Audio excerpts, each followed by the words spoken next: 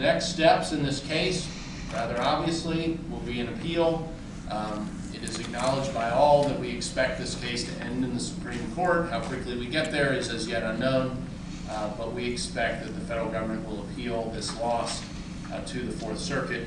And some time ago, certainly before today, we began talking with the Department of Justice about the possibility of accelerating the appellate process. There are rules to do that. The reason for that would be the extraordinary level of uncertainty that not knowing the outcome of this case imposes on America, imposes on its state governments, imposes on the private sector, and the costs we all have to incur just to get ready to implement the law if it's upheld.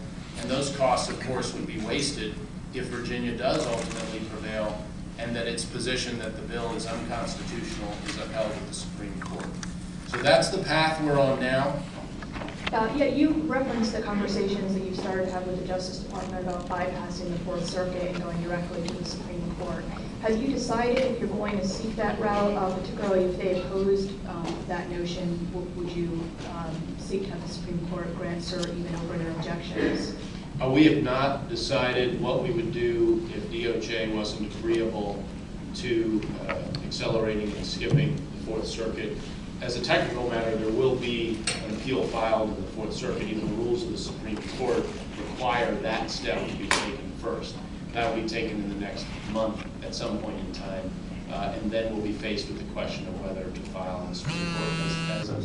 In very rough terms, the timeline we would expect if we go through the Fourth Circuit and then to the Supreme Court would be about a year for the Fourth Circuit and about a year for the Supreme Court from now. That's the rough timeline. If we bypass the Fourth Circuit, we would cut roughly a year off of that time.